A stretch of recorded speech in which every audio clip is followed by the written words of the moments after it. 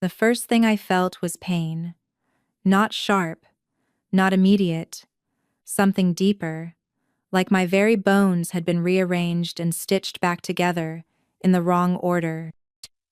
My eyelids were heavy, but the scents around me forced them open. Herbs, smoke, and beneath it all, the musky sharpness of wolves. I was lying on a narrow cot, the sheets coarse against my skin. The infirmary. The air hummed with quiet whispers. Shapes moved at the edges of my blurred vision. Wolves in human form. Healers murmuring too low for me to make out. "She's not one of us," one voice said, soft but laced with suspicion. "Not human anymore either," another answered.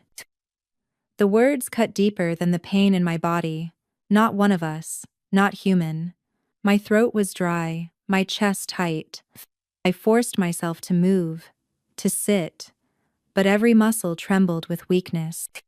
And then I felt it, a burn at the side of my neck, pulsing in rhythm with my heartbeat. My hand flew up instinctively, fingers brushing against skin that was tender, raised. I winced. A mark like a brand seared into me. "What did they do to me?" My voice rasped, weak.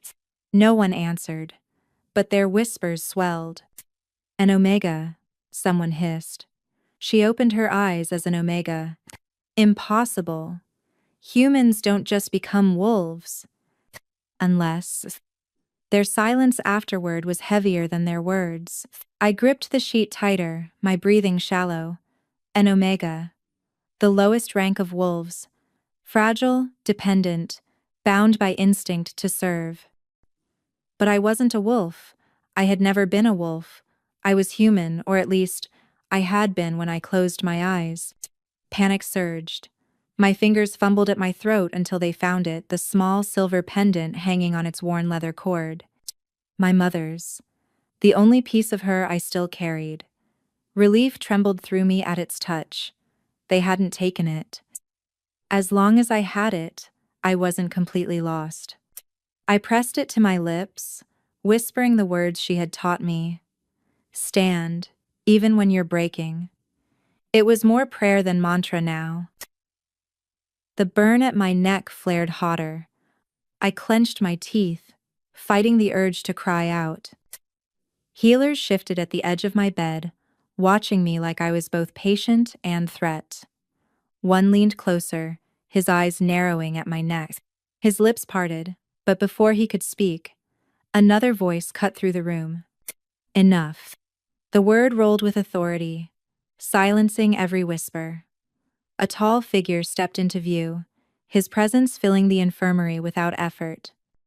His dark cloak brushed the floor, and though I couldn't see his face clearly yet, the way others bowed their heads told me everything. The Alpha King. My pulse stumbled. I had heard his name spoken in hushed tones, had seen him once from afar, when his pack came to claim tribute. Roman, ruthless, unchallenged, bound to no one. Why was he here? Why was he looking at me? His amber eyes fixed on me, steady, unblinking. I felt pinned, like prey caught in a predator's gaze. He said nothing for a long time, just studied me, and in that silence, I knew what the whispers had already hinted. The mark at my neck wasn't just any mark. It was his. The burn intensified under his gaze, as if it recognized him, as if it belonged to him. My stomach twisted. "No," I whispered to myself. It wasn't possible. I would remember. A mark wasn't something given lightly, it was bond, power, claim. And yet I had no memory. No choice in this. The king's expression remained unreadable. He finally turned his head slightly, speaking not to me but to the healers. "She stays under guard. No one touches her until I say." The authority in his tone brooked no argument. The healers bowed their heads, retreating, their whispers swallowed into silence. And just like that, I was alone with the truth I didn't understand. A human who had opened her eyes as an omega. A mark burning at my neck I had never asked for, and the Alpha King's gaze fixed on me like a sentence already passed. I clutched my pendant tighter, the words of my mother echoing in my mind. Stand, even when you're breaking. But as the weight of the king's eyes lingered, I wondered if standing would be enough because something told me I was already claimed. The throne room was larger than I remembered, though maybe that was because I had never stood at its center before. The vaulted ceiling arched so high it seemed to scrape the heavens, and marble pillars rose like watchful sentinels. Torches lined the walls, their flames restless in the draught, casting long shadows across the polished stone. At the far end, the throne itself sat elevated on its dais, carved from dark wood and inlaid with silver. And upon it sat Roman, the Alpha King. His amber eyes found me the moment I was dragged into the chamber, and they did not waver. Not for the guards, not for the murmuring council seated in semicircle, not even for the ceremonial crown resting nearby. His gaze burned steady, too sharp, too long. It felt like being measured and claimed all in the same breath. I lowered my eyes, clutching my pendant tight against my chest, as though its worn leather cord could shield me from him. The mark on my neck still pulsed faintly, hot under my skin, as if aware of his nearness. The whispers started immediately. It's his mark, Kami. I saw it myself, the burn carries his scent. But he said nothing. Wouldn't he remember if he'd chosen her? Unless it wasn't a choice at all. Each word was a dagger I had no shield against. I wanted to scream that they were wrong, that it couldn't be his, but the heat beneath my skin said otherwise. Roman raised a hand, and silence swept the room like a blade. His voice carried easily, low and measured. You woke with a mark. I forced myself to lift my chin, though the weight of his gaze pressed down like iron. I don't know how. The faintest flicker crossed his face. Curiosity, irritation, I couldn't tell. He leaned forward slightly, elbows resting on the carved arms of his throne. Do you deny that it is mine? The question stole the breath from my chest. Deny it? When every wolf in this room had seen it for themselves? I swallowed hard. I don't understand. I don't remember. His eyes narrowed, searching me with the kind of intensity that left no room for lies. My heartbeat thudded loud in my ears. Wolves could hear it. I knew. Any false word would betray me. I am not worthy of such a mark, I blurted, desperation sharpening my tone. I'm not wolf. I am nothing. A human, a servant, an omega, if that's even what I am now. I have no place in this. The whispers rose again, unworthy, human, omega. But Roman didn't flinch. His amber eyes gleamed with something unreadable as he studied me. Then he spoke, and his voice was quieter, but sharper than before. Then tell me, Ara, why would fate bind me to nothing? The words struck deep, unraveling the thin threads of certainty I had clung to. Why, indeed, I had no answer. I don't know, I whispered, my voice breaking. I wish I did. His gaze lingered on me too long, heavy and unrelenting, until I wanted to shrink into the stone floor. Yet beneath the weight of it, something else stirred. Suspicion, yes, but also something I couldn't name. Victor, one of the council wolves, stood suddenly, his scarred face twisted in disdain. Your Majesty, this cannot stand. A human branded with the Alpha King's mark? If she carries it, she is a danger. If she does not, then she is a fraud. Either way, she should be tested. A rumble of agreement stirred among the council. Blood trial. The words were not spoken aloud, but the meaning hung heavy in the air. Roman's hand lifted once more, silencing them. His eyes never left mine. She is neither fraud nor accident. The mark is real. The council shifted uneasily, but none dared contradict him directly. Still, the whispers lingered at the edges of the chamber. Pray, pawn, something else. I forced myself to breathe, clutching the pendant until its edges cut into my palm. My mother's voice echoed faintly in my mind. Stand, even when you're breaking. But standing felt impossible under that gaze. I had woken as prey, marked without memory, and now the entire pack waited to see if I was something worse. And Roman, his eyes still locked on me, searching, questioning, looked as though he already suspected the answer. The kitchens had always been my refuge. When I first stumbled across the border, half-starved and desperate, this was where I had been given scraps, a task, a place to disappear. I knew the rhythm of the servants here, the clang of pots, the hiss of boiling water, the thud of knives on boards, the sounds of survival, simple and safe. But now, the rhythm faltered the moment I entered. Conversations broke, knives paused mid-chop, every gaze turned to the mark at my neck. She carries it still, one whispered, their voice sharp enough to cut. It glows against her skin, another muttered, as though the burn were alive. I clutched my pendant, keeping my chin low, but it did nothing to stop the weight of their eyes. I had once been invisible here, a shadow in plain sight. Now I was spectacle, scandal, danger. A group of Omegas near the bread table leaned together, their voices pitched just high enough for me to hear. She must have bewitched him. The Alpha King wouldn't choose her. 9.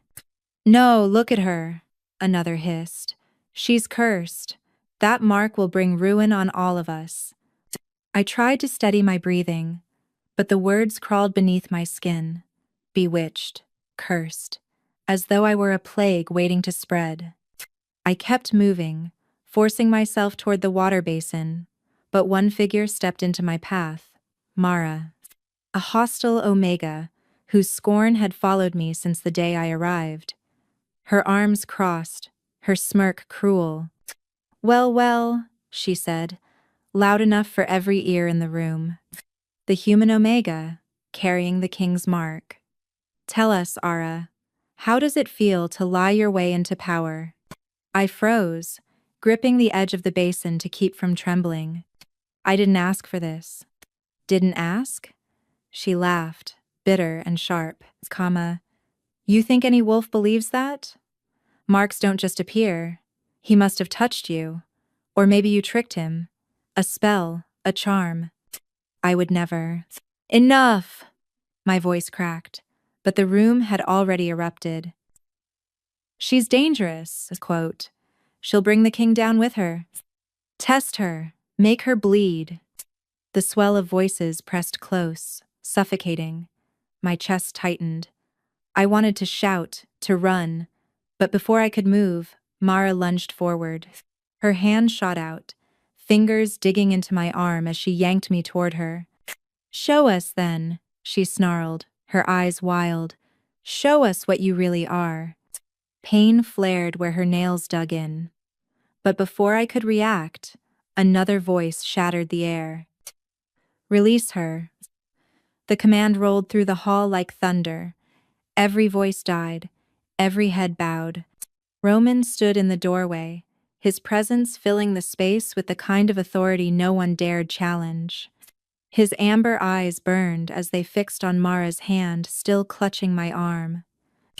She dropped me as though burned, stumbling back, her face pale.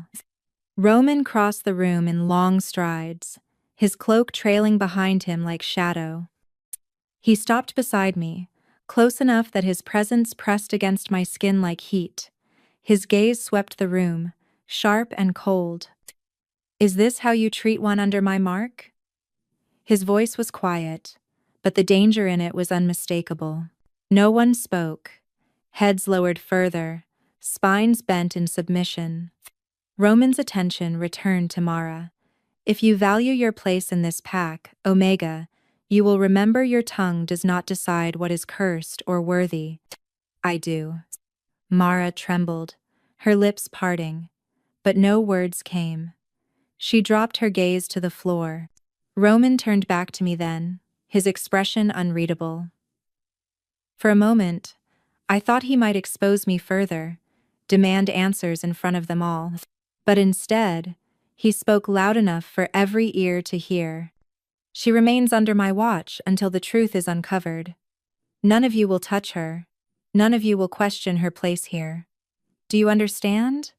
A chorus of murmured assent filled the hall, though I felt the resentment pulsing beneath it.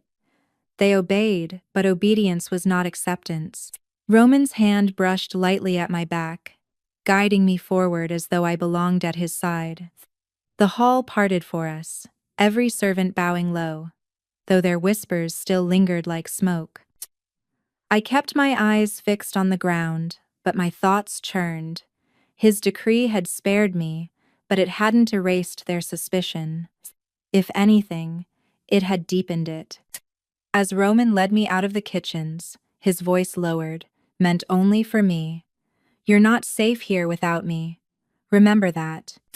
The words should have comforted me, but instead they felt like chains, because I didn't know if he was my shield or my jailer. That night, the silence was heavy enough to press against my ribs. Roman had kept his word. Guards stood outside my door, their footsteps soft but constant, a reminder that I was never alone and yet always imprisoned. I curled on the narrow bed, clutching my pendant as though its cool silver could keep the mark at bay. The burn at my neck pulsed faintly in the dark, as if alive, as if waiting.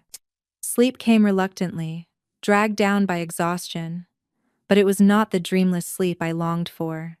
Fire. It devoured the night, roaring high into the sky. Flames licked the wooden beams of houses, collapsing roofs into ash. The air stank of smoke and blood, thick enough to choke. Screams echoed, sharp, human, and through the chaos, eyes. Gold. Burning, unrelenting, fixed on me from across the fire. A wolf's gaze, too close, too fierce. It seared into me before the darkness closed in, swallowing everything whole. I woke with a gasp, my sheets damp with sweat, the pendant tangled in my fists. My chest heaved, my throat raw as though I had been screaming. For a moment, I couldn't remember where I was.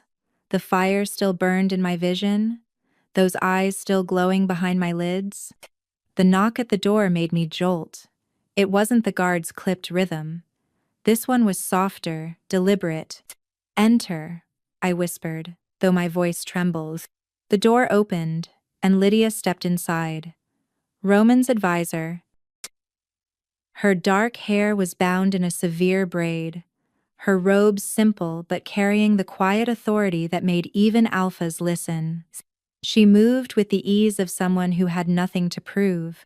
"I thought you might not sleep," she said softly, setting down a tray with untouched bread and broth. I was right. I sat up, pulling the blanket tighter around myself. I don't understand what's happening to me." Her gaze lingered on me, kind but sharp, as though she was measuring every word. "You carry a mark, Ara. A mark that belongs only to one man, Court of Tactors." I pressed my fingers to my neck, wincing at the heat that still pulsed there. "I never asked for it." "No one asks," she murmured. "But marks cannot lie." The certainty in her voice made my stomach turn.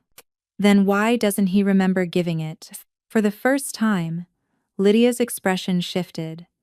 A shadow passed across her eyes, and she lowered herself into the chair near my bed. She folded her hands, her voice dropping even quieter. "Because marks do not always reveal the truth. Sometimes," her gaze sharpened, "they conceal it." Her words unsettled me more than any accusation in the kitchens had. "Conceal?" She nodded slowly. A mark is meant to bind wolf to wolf. It is instinct, blood, spirit. But when something lies between, when fate tangles with secrets, marks can twist. They can appear where they were not freely given. They can bind in ways even the Alpha King does not control. My pulse thundered in my ears. So you think this mark might not be his? Her lips curved in something that wasn't quite a smile. I think the mark is real, but I think you don't know yourself as well as you believe. The words sliced through me, sharper than any blade. I had told myself I was human, clung to it like armor. But what if I wasn't? What if the fire, the golden eyes, the voice in the dark, all the fragments I shoved aside, were pieces of something I couldn't deny forever? Power cell. What happened to me before I woke here? I asked, my voice thin.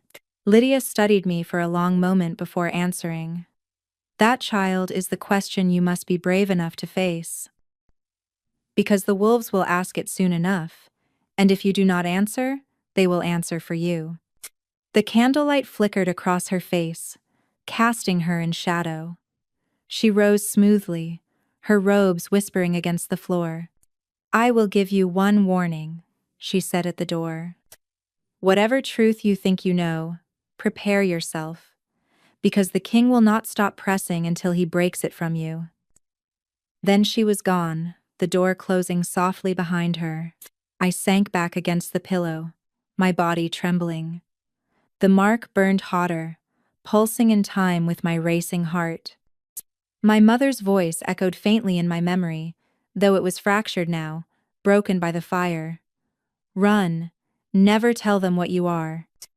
But the whispers in the halls, the suspicion in the council, and now Lydia's cryptic warning all circled the same truths. Something had happened before I opened my eyes, something I couldn't remember or didn't want to. And Roman wasn't going to let me hide from it. The council chamber was colder than the throne room. No torches flickered here, only tall windows, spilling pale morning light across the long table, where the highest wolves of the northern territories gathered. Their presence pressed on me from every side, heavy with power, heavier still with suspicion. I stood at the end of the table, guards at my back, clutching my pendant so tightly the chain cut into my palm. The mark on my neck burned beneath their scrutiny, as though the weight of their eyes alone could brand me deeper. Victor, the scarred wolf, was the first to rise. His voice carried like a growl. Enough of this spectacle. We sit here wasting breath while a human girl bears the Alpha King's mark. There is only one solution: the blood trial.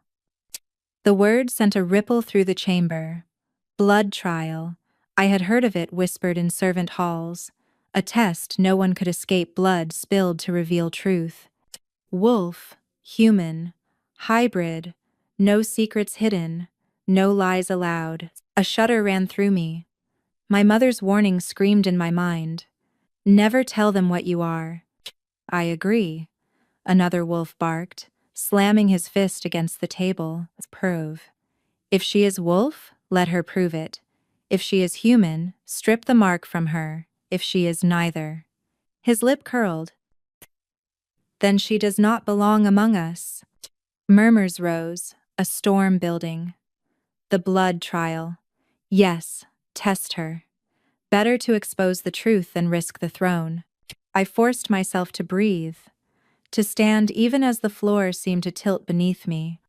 Then Declan, the scholar wolf, pushed his spectacles higher on his nose, his voice cautious. And if we do expose her, what then? A mark is not chosen lightly. If the king's mark binds her, then testing her is not only a risk to her, it is a risk to him. To question her nature is to question his judgment. A tense silence followed. Wolves glanced at Roman, who sat at the head of the table, still as carved stone. His amber eyes gave nothing away. Victor sneered. So we cower because we fear offending our king? The pack's stability comes first. This girl is a danger to us all. The people whisper already. They say she has bewitched him. His eyes flick to me, sharp and condemning. Perhaps they are right. Pirates say. Heat flooded my cheeks. I wanted to shout that I hadn't bewitched anyone, that I barely understood what had been done to me. But my throat locked tight. Any word I spoke would betray me, if not by sound, then by the truth pounding in my blood. Roman's voice cut through the chamber at last, low and commanding. Enough. The murmurs stilled instantly. He rose from his seat, every movement precise, controlled. You speak of stability, Victor. Do you think dragging a girl into the blood trial will stabilize the pack? Or will it fracture us further? His gaze swept the chamber, pinning each counselor in turn. You fear whispers of bewitchment, but it is your own voices that sow doubt. The wolves shifted uneasily. Some lowered their eyes. Others bristled but said nothing. Victor clenched his fists, but even he did not interrupt. Roman stepped closer, his shadow stretching long across the floor. The mark is mine. Whether freely given or twisted by fate, it cannot be denied. To demand a blood trial is to question me. His voice sharpened. Do you question your king? The chamber fell utterly silent. No one dared answer. My heart pounded, each word cutting deeper. He was shielding me. Yes, but at what cost? Every wolf here had seen the unease in their king's eyes. If they believed he was compromised, then his strength, the very foundation of the pack, was in danger. Declan cleared his throat carefully. Your Majesty, none here doubt your reign, but you must see the risk. If she remains, questions will grow. If she falls, we may fracture. Either way, the throne wavers. Roman's jaw tightened, but his voice remained steady. The throne does not waver. He turned then, his eyes locking on me. For a heartbeat, the world narrowed to that amber gaze, steady and unrelenting. She remains under my watch, he declared, his tone brooking no argument. The council will not touch her. There will be no trial, not while I rule. A chorus of reluctant assent rippled through the chamber, though unease lingered in every face. Victor sat heavily, but his glare burned holes through me. Others whispered behind lowered hands, their doubt thick as smoke. Roman returned to his seat with deliberate calm, but I felt the tension in the air like a storm about to break. The council had been silenced, but not convinced, and as I stood there, clutching my pendant with shaking hands, one truth carved itself deeper into me. The pack wasn't only divided about me, they were divided about him, and if the Alpha King was compromised, then so was I. The council's voices still rang in my ears, long after their chamber doors had closed. Their anger, their suspicion, their demand for the blood trial, it clung to me like smoke. I thought Roman would dismiss me, send me back to the guarded room where silence at least gave me space to breathe. But instead, he led me down another corridor, the guards falling back at a glance. His private study. The door shut behind us with a heavy thud, and suddenly it was just the two of us, the fire casting restless shadows across shelves of books and scrolls. The air smelled faintly of ink and pine, a stark contrast to the council's fury. Roman stood with his back to me at first, shoulders broad, posture rigid. For a long moment, he didn't speak. When he did, his voice was low, edged like a blade. The mark is real.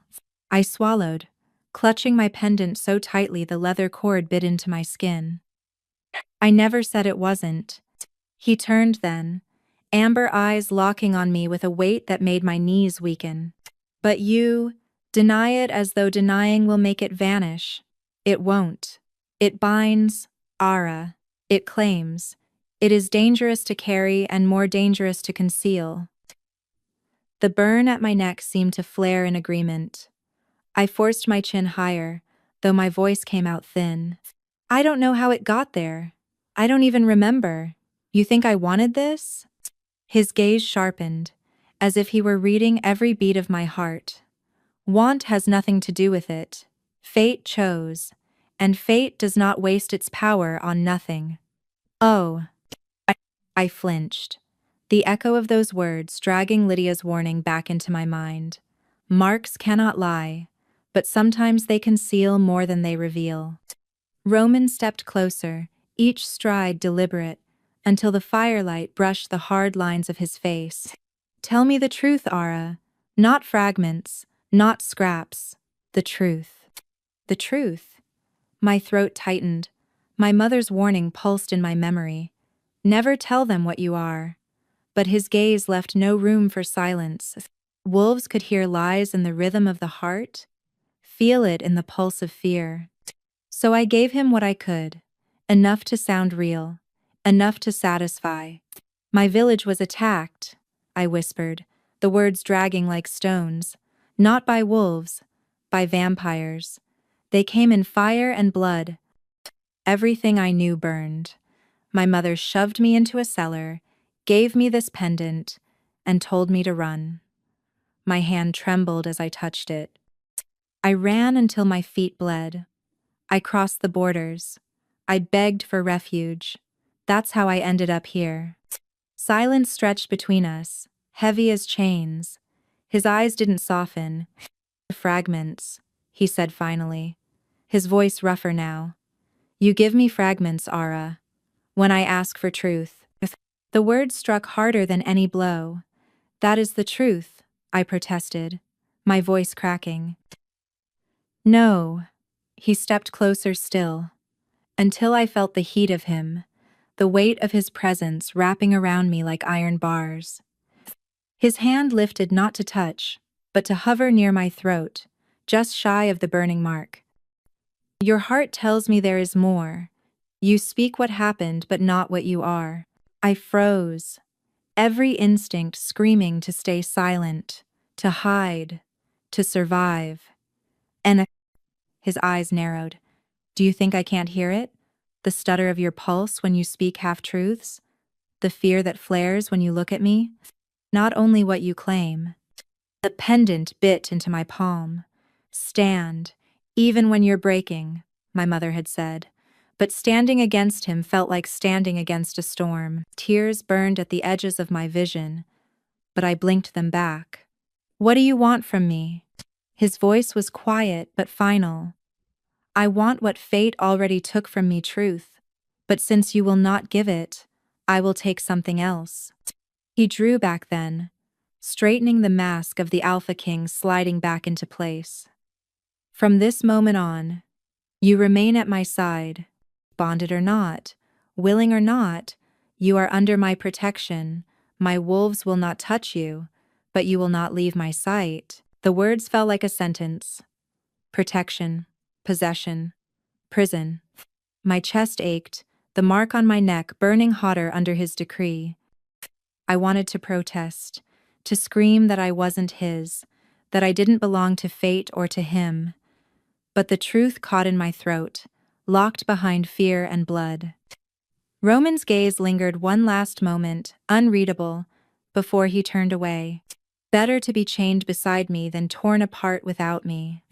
And with that, my world narrowed again, not to freedom, not to survival, but to the gilded cage of the Alpha King. Whispers follow me wherever I go now. They are softer than growls, sharper than blades, winding through corridors like smoke I cannot escape. The kitchens, once my place of invisibility, no longer offered me shelter. I walked in one morning, thinking I could at least find solace in chopping herbs or carrying bread. But the moment my feet crossed the threshold, conversation faltered. Wolves bent over steaming pots, looked up, eyes gleaming with suspicion. The hiss of fire under iron pots felt like the sound of accusations. She carries his mark, one voice whispered behind me. Not earned, not chosen, forced, another muttered. She's cursed, a human playing at wolf. I wanted to shout at them that I hadn't asked for this, that I woke with the same burning scar they all stared at, as confused and terrified as they were. But I held my tongue, pressing my pendant until the edges cut into my palm. Be brave, even when you're terrified. My mother's voice steadied me, but only just. Later, in the servants' hall, I felt it again. Conversations cut short when I entered. Cold glances slid over me, dripping disdain. Two younger wolves, emboldened by numbers, didn't bother with whispers. She bewitched him, one scoffed. That's the only way. No, the other sneered. It's a punishment. The king's fate tangled with prey. Maybe it's a sign he's unfit. The words stung deeper than I wanted to admit. Not because they accused me of magic or deceit, but because of the way they spoke of Roman, as though my very existence undermined him. By nightfall, I had overheard more than rumors. Passing through a dim corridor near the outer halls, I caught the low murmur of wolves speaking in secret. I slowed my steps, the stone wall cold against my back, as their voices drifted through an open archway. The southern delegation will use this against him. He parades her in silks while our enemies circle. Does he think us blind? Presente. He is distracted, weak. An alpha distracted is no alpha at all, Peas. And if the council won't act, others will. My breath caught. I didn't wait to hear more. My footsteps carried me quickly back toward the main hall, the words echoing in my skull. Others will. It wasn't just gossip anymore, it was threat. Past. That night, Roman dined with his council, leaving me to the company of silence. I couldn't sit still, couldn't shake the weight of those voices. I ended up wandering to the training yard, where the night air was sharp and the scent of pine cut through my unease. That's where Nathaniel found me. You shouldn't walk alone, he said. His tone was even, but his eyes held something harder warning. Maybe pity. I needed air, I muttered, folding my arms. The walls feel smaller every day. He studied me for a long moment before stepping closer. Do you understand what you are now? I blinked at him, startled. I'm nothing. Just a girl with a mark I never asked for. A bitter smile touched his mouth. No, you're not nothing anymore. You're not invisible. You are the center of every whispered plan, every unspoken doubt. To them, you're not just his weakness. He leaned in, voice lowering until it was almost a growl. You're his battlefield. His words hit like a strike to the chest. I never wanted to be. That doesn't matter. Nathaniel cut me off. The mark made you a piece in a game you don't understand. Wolves loyal to him will defend you because you are his. Wolves loyal to others will target you because you are his. Either way, you are the ground they fight over. I swallowed hard, my throat suddenly dry. Then what do? His amber-brown eyes studied me, softer now, but no less fierce. Survive. Stay close to him. Don't let them see fear, because they already smell it on you. And whatever truth you're hiding, his gaze sharpened. As though he could see straight through me. Pray it doesn't destroy him along with you. The weight of his words pressed down until my chest ached. When he finally walked away, the yard fell silent again. But the silence no longer felt like refuge. It felt like the breath before a storm. I pressed my hand against the burning mark at my neck. The whispers, the threats, the fury, they weren't wrong. I was no longer just Ara, the kitchen maid, the invisible shadow in gray. I was something else now, something dangerous, something that made enemies sharpen their blades in darkness. And Nathaniel was right. I wasn't just Roman's weakness. I was the battlefield on which his reign might rise or shatter. I woke to the sound of shouts echoing down the stone corridors, sharp and frantic, cutting through the stillness of the night. My body jolted upright, heart thundering, the mark on my neck burning with a heat that felt like a warning. The door to my chamber burst open, and a guard's voice followed the clang of his armor. "Stay here, the king commands it." He was gone before I could ask what had happened. But I didn't stay. I couldn't. My feet carried me down the hall, drawn by the voices, the scent of smoke and something worse, silver. It clawed at my senses, metallic and acrid, as if the very air had been poisoned. Wolves filled the main corridor, their bodies tense, their growls low and vibrating. I caught fragments as I passed them, Hersand, another council member, the vault. Silver relics gone. I rounded the corner, just as Roman strode into view, his presence a storm contained by sheer will. The pack parted for him, but their eyes burned with suspicion. When his gaze found me in the crowd, I saw something flicker in his expression. Relief, anger, fear, all braided together. "Back," he ordered the guards nearest me. They hesitated before obeying. His amber eyes swept over me, sharp and assessing. "Where were you?" "In my chambers." My voice trembled. "What happened?" He didn't answer immediately, only turned and gestured for me to follow. I obeyed, even as the weight of hostile stares pressed against my skin. He led me to the royal vault, the heart of the pack's legacy. The heavy doors hung open, their hinges bent as though something had torn them wide. Inside, chaos reigned, scattered scrolls, overturned chests, ceremonial items strewn across the floor. And blood, a dark smear against the stones. Nathaniel crouched near it, his expression grim. He glanced up as we entered. "Counselor Merrick, found unconscious just beyond the vault entrance. He lives, but barely. Silver wounds." My stomach twisted. I forced my gaze to the shelves. Spaces gaped where precious objects had once rested. Roman's jaw tightened as his eyes landed on the emptiest alcove. "The coronation relics," he said, voice like stone. Nathaniel nodded. "The silver circlet, the binding chalice, the oath sword, all gone." My hand drifted to my pendant without thinking, seeking its small weight as though it could steady me. Why those? Why not gold or jewels? "Because silver is more than metal to wolves," Roman said quietly. His eyes never left the empty space on the shelf.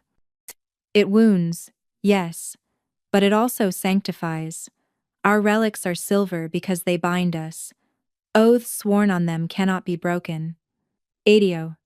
His voice was a vow in itself, deep and resonant. But before I could draw breath to reply, Nathaniel's tone hardened. "There is something else. Power." He rose, holding a cloth in his hand. The scent near the vault, faint but clear. His eyes cut to me. Human. Hers. Hers. The words struck like fire across dry grass. The room seemed to shrink around me, wolves pressing closer, their growls rising. "No," I said, my voice breaking. "I wasn't here. I swear it." Roman's head snapped toward Nathaniel, his glare sharp as a blade. "Scent can be twisted, planted." Nathaniel didn't flinch. "And yet it is here." Whispers surged through the chamber, spreading faster than flame. Wolves stepped back, their stares slicing into me. The human again. The cursed one. The marked one. My throat closed. "Please." I didn't. Roman silenced the crowd with a single, lethal growl. The sound vibrated through the stones themselves. "Enough." His gaze shifted to me, steady, unyielding. "You are under my protection. Any who touch you will answer to me." The wolves stilled, but the air remained thick with fury and doubt. Roman stepped closer, placing himself between me and their wrath, his shoulders squared like a wall. "Go back to your chambers," he told me softly. His voice was steel wrapped in velvet. Now, I wanted to argue, to insist on staying, but the look in his eyes made me obey. I turned and walked out, each step echoing with the whispers behind me. Back in my room, I sank against the wall, pressing my pendant to my lips. My pulse thundered, my skin clammy. They thought I was guilty. And maybe Roman himself, though he defended me, wasn't certain. Perdas. The mark on my neck burned hotter than ever, as though reminding me of chains I hadn't chosen. Silver relics. Blood in the vault. My scent where it shouldn't be. I closed my eyes, my mother's last words ringing in the hollow of my chest. "Never tell them what you are, Paces." But how much longer could I keep the truth buried, when fire and silver seemed determined to drag it into the open? The throne room was not mine, yet every eye followed me as though I were its center. I walked at Roman's side, my steps echoing on polished marble, the mark at my neck burning like a brand no one could miss. His hand rested lightly at the small of my back, a gesture subtle but unmistakable. To the pack, it said possession. To me, it whispered bait. The visiting alphas had already arrived, their wolves lined along the walls in disciplined silence. Southern banners hung opposite our own, the air tense with rivalry disguised as civility. I felt their stares burn against my skin, assessing, calculating. "A human," one of them muttered. Low, but not low enough. Another sniffed the air, his lips curling into something between disdain and unease. "Not just human." The words lodged in my chest. I forced my gaze forward, kept my spine straight. To flinch would be to bleed in waters already thick with predators. Roman said nothing, but I felt the shift in his posture, the contained power, the silent dare in the way he met their eyes. He wanted them to look, to question, to whisper. He was using me openly now, not only as shield, but as challenge. When we reached the dais, Roman gestured for me to take the chair at his right hand. Murmurs rippled through the chamber like a sudden wind. The right hand was not for servants, not for prisoners, not for humans. It was the place of trust, of honor. I sat, though my pulse thundered. Roman lowered himself onto the throne beside me, every movement deliberate, every detail designed to send a message. She is mine. The Southern Alpha, Dominic, broke the silence first. His dark eyes flicked between Roman and me, sharp with amusement that didn't reach his mouth. "You've changed much since last I visited, Roman. A human advisor at your side? Or," his gaze lingered on the mark at my neck, "something more?" The room held its breath. My stomach knotted, but before I could speak, Roman's voice cut through like steel. "She is under my protection. That is all you need to know." Dominic's smile was slow, sly. "Protection comes in many forms. Some say it can make a king blind." Roman leaned forward slightly, his amber gaze locked on Dominic's. "Or sharper. For I see more than you think." The air bristled with unspoken challenge. Wolves shifted uneasily, claws scraping stone. Pendant. My pendant pressed cold against my chest as I clutched it, wishing I could vanish. But vanishing was no longer allowed. When the tension finally broke, it was because Roman willed it. He rose, his voice carrying to every corner of the chamber. 3 council members dead. 1, attacked, silver relics stolen from the vault, the crown of the queen taken. His words rang heavy with accusation, though no name was spoken. The southern delegation stiffened.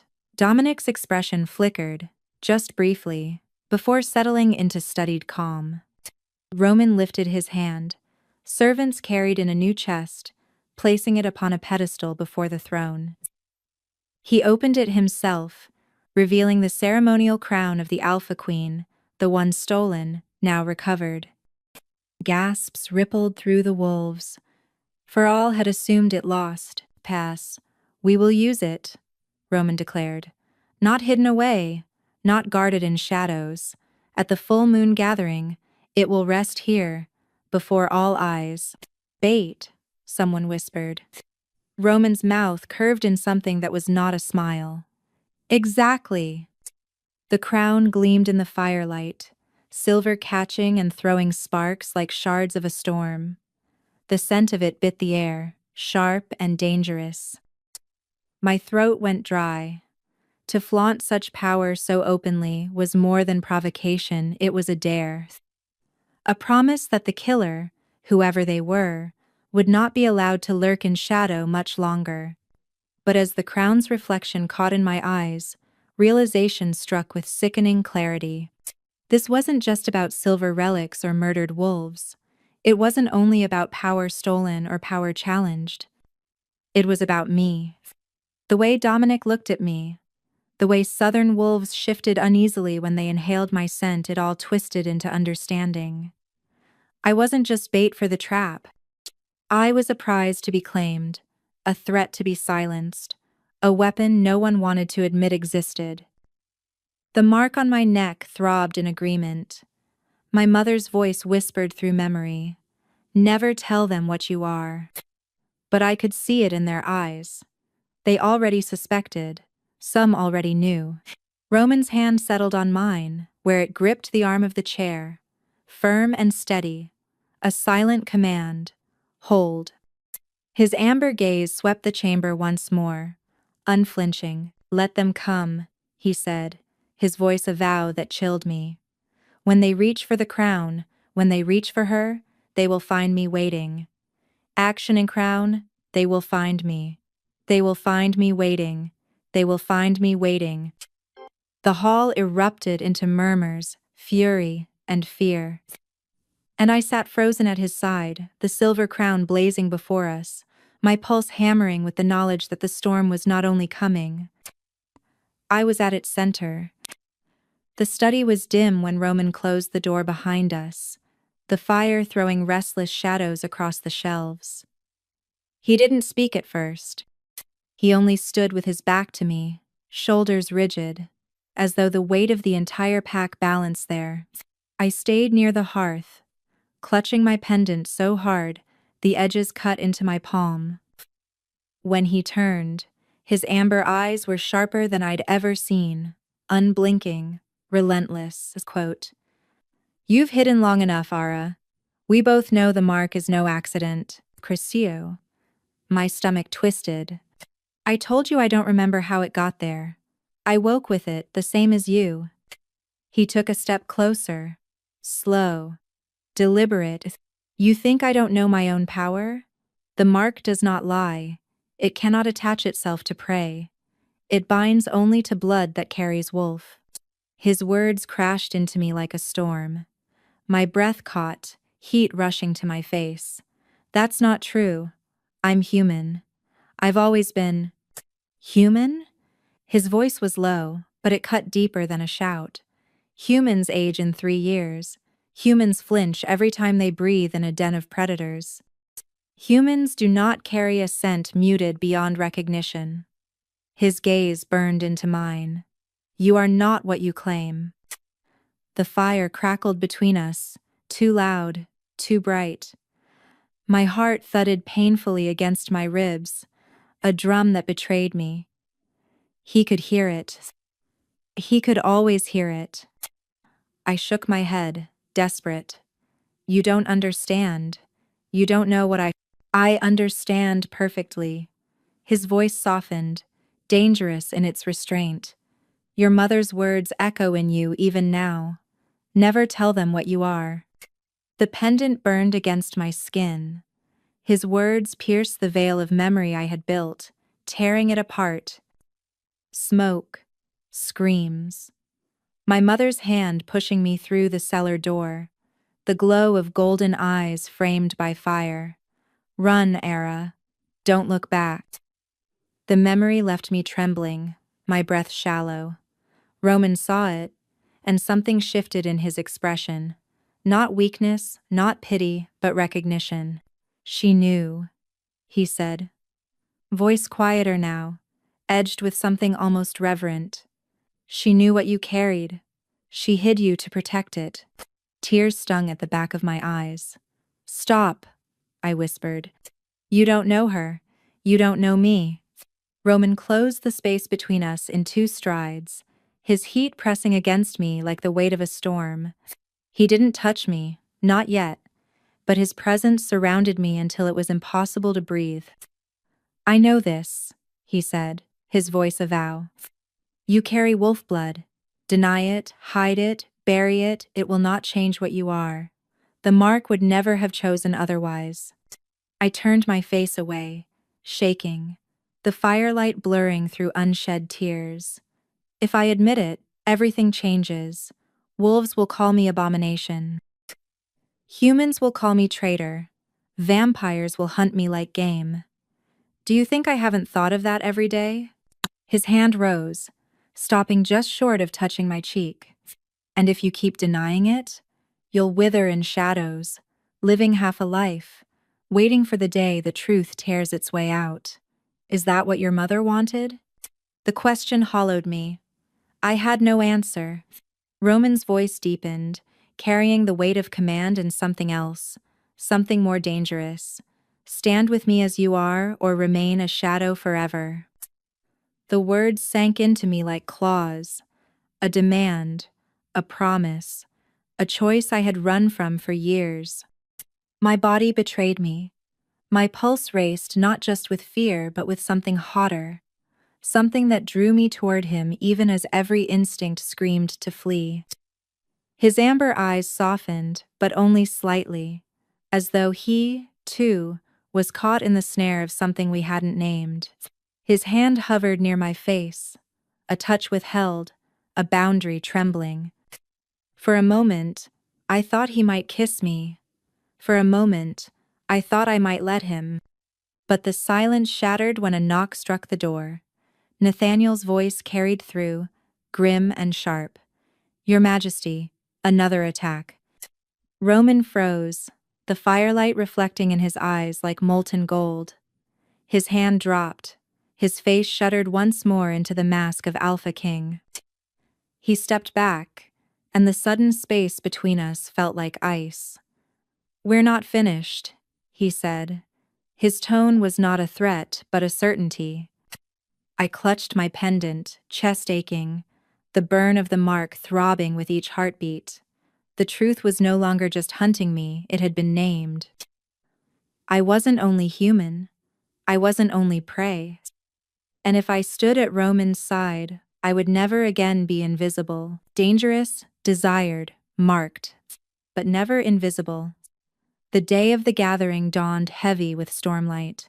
Clouds pressed low over the mountains, and the pack house bristled with energy, wolves rushing in disciplined lines, preparing for the arrival of alphas from across the territories. I stood before the mirror in the chamber Roman had given me, my reflection foreign. Silk instead of gray wool, silver beads glinting in my pale hair, the mark at my neck a flame no cloth could hide. I touched my pendant, whispering to myself, be brave, even when you're terrified. The words rang hollow now. Bravery no longer meant surviving quietly. It meant standing in plain sight, where every eye could judge me. When the trumpet sounded, I followed Roman down the grand staircase. He did not take my arm, but his presence beside me was undeniable, his stride steady, his authority filling every stone of the hall. The wolves who lined the passage bowed low. Their eyes flicked not to him, but to me, wide with outrage, narrowed with suspicion, bright with barely concealed fury. The throne room doors opened, and the world shifted. Delegations entered one by one, wolves draped in furs, jewels, ceremonial armor. Their alphas strode at the front, each exuding a different flavor of power.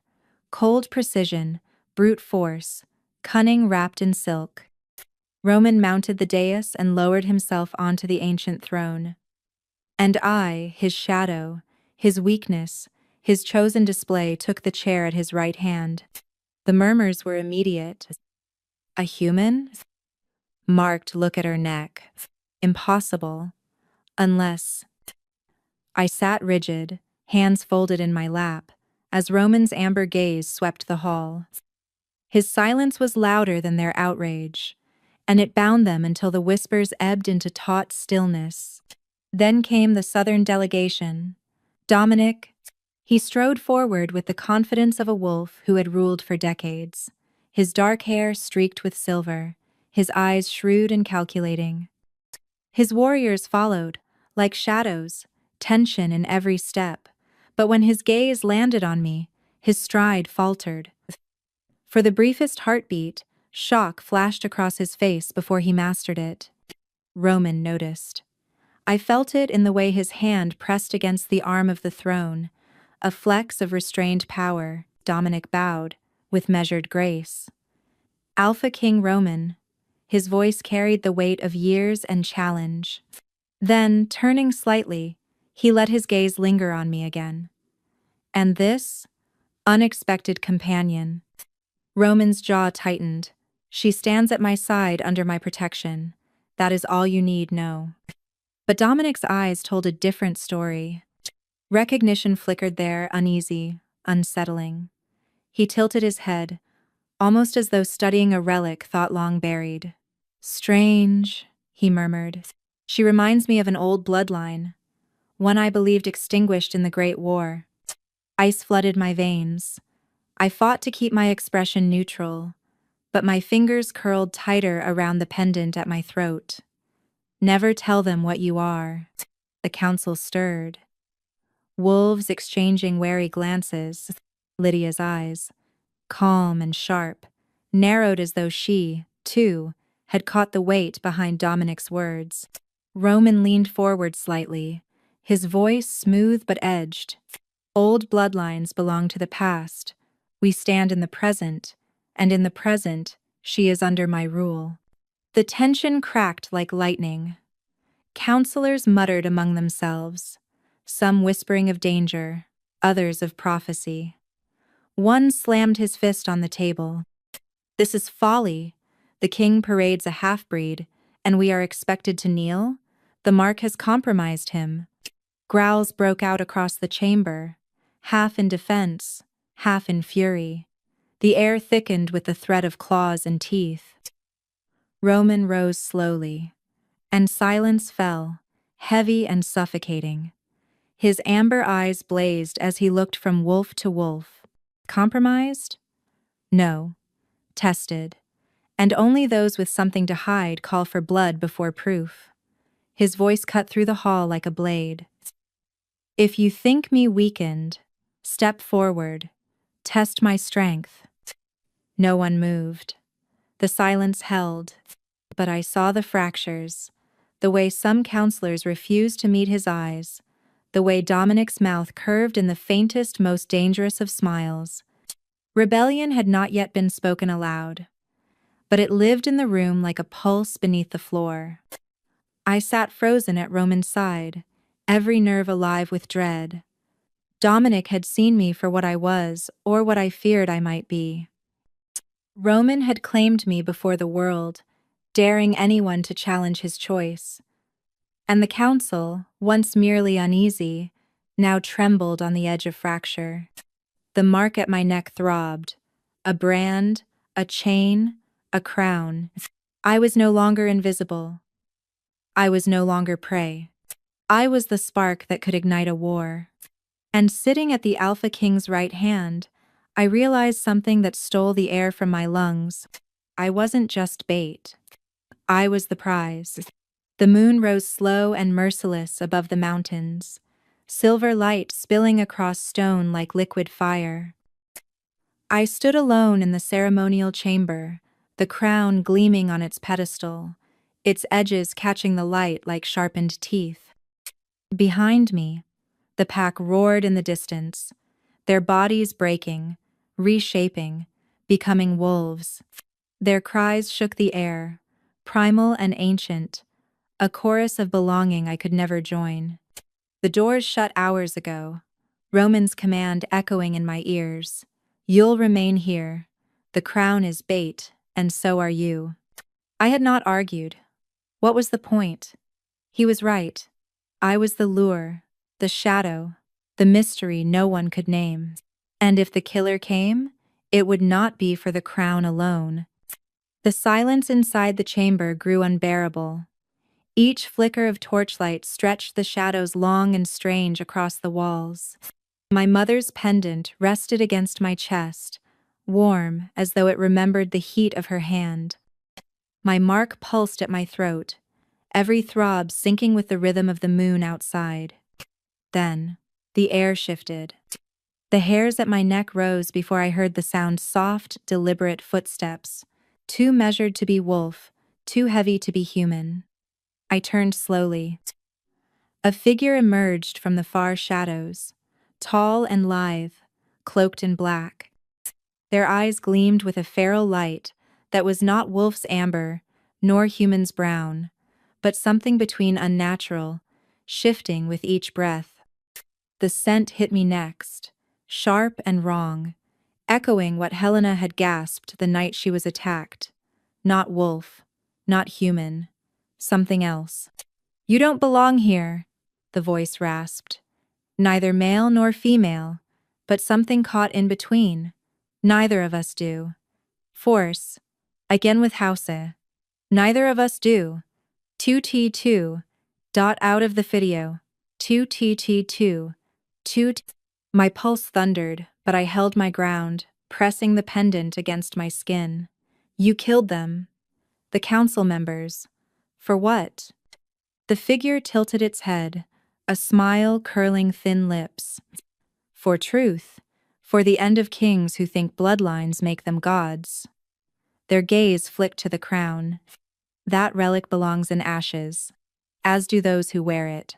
They stepped closer, and moonlight fell across their face. My breath caught. Scars traced their skin, claw marks that had healed wrong, bone too sharp, eyes too wild, a hybrid like me, but twisted, unrestrained. Why me? My voice trembled despite myself. Because you are proof, they hissed. Proof that blood does not lie. They fear you, even as they deny you, and if you will not burn with me, then you will die with them. The attack came fast, too fast for human reflex, too jagged for wolf precision. I stumbled back as claws flashed, scraping sparks against the pedestal. Crown wobbled, nearly falling, before settling with a ringing chime. I dodged, barely, my lungs seizing with fear. My body screamed at me to run, but there was nowhere to go. The chamber was sealed, I was the trap, and the prey. The figure lunged again. An instinct surged inside me, hot and violent. My nails dug into the stone wall, leaving grooves deeper than human fingers should ever make. My heart stuttered, my blood roared. For one wild instant, I felt the wolf beneath my skin clawing upward, demanding release. No. My mother's voice echoed through memory, fierce even through flames. Never tell them what you are. Never let them see. But if I kept denying, kept burying, then this creature would tear me apart before the pack even realized the crown had been stolen again. The mark at my neck seared with unbearable heat, the burn crawling down into my chest, my veins, my very bones. The killer faltered mid-strike, eyes widening. You, they breathed, awe and horror tangled. You're like me. No, I whispered, even as fire raced under my skin. Not like you. The wolf inside me howled, pressing against the walls of my humanity, begging to break free.